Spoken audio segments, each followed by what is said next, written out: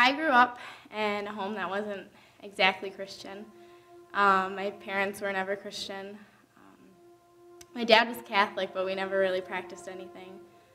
And he passed away when I was 6 years old, so at that point, my mom was just kind of lost. Religion just wasn't a part of my childhood growing up. My brother and sister both attended church with friends and neighbors, but I just never really had that. And I started drinking when I was 12 years old, which, as you can imagine, can be very difficult. And it became a habit. Every weekend, we would be drinking, and I would lie to my parents about where I was going, and I thought that I was doing a great job covering it up.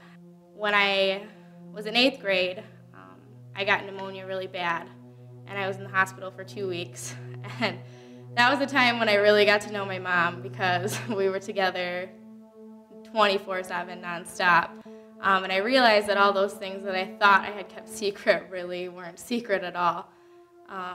And at that point, it came out that I didn't really have a great set of friends. I didn't really have any friends, judging by the amount of visitors that I got. And at that point, it was a huge bout of depression. I started going to a new school where I could clean myself out, for the most part, stop drinking, and was able to surround myself with more positive people and role models. But I still didn't really have a good set of friends. I never had any relationships really that were based on love at all. I had a lot of acquaintances, and even within my own family, it's hard for me to say that my relationships with anyone are based around love. I started a relationship when I was 15 with an 18-year-old boy. The things that we went through together, ranging from complete control to the point where I didn't have any friends and had severed almost all ties with my family as well. And, abuse that ranged, mentally, physically.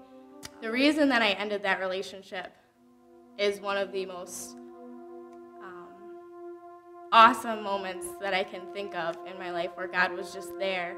I did start attending church a few months later, Cross Point, where I attend now.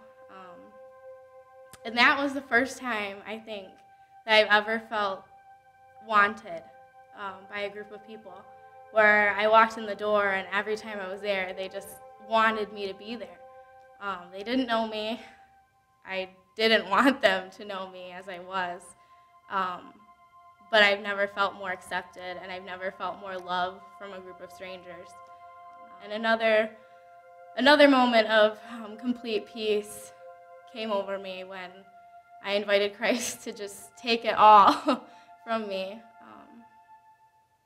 to just take every circumstance that I was dealing with and just remove it from my shoulders and let me wake up tomorrow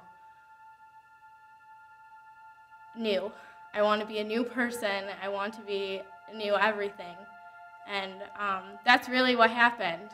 I was saved in July and had the opportunity to start working with the youth group in November, which was amazing to me, because why would anyone want me to work with their teens?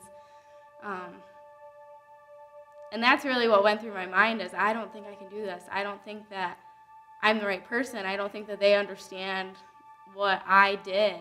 How can I be a role model to them? And really, it's been about teaching me, not only about teaching them. Because the teens, they're so encouraging. They go through the same things that I went through. They face the same battles that I faced, and they're able to say no. They're able to be courageous and stand up for God and talk to their friends about God, and bring their friends to these functions, and not feel shame. And following Christ has given me the confidence to know that I can be that role model, not because of what I've done, but what Christ can do through me. Not only with working with the teens, but the other ministries that I'm involved with, working with homeless women, and soon to be working with the elderly population, which are all opportunities that I never thought I'd ever have.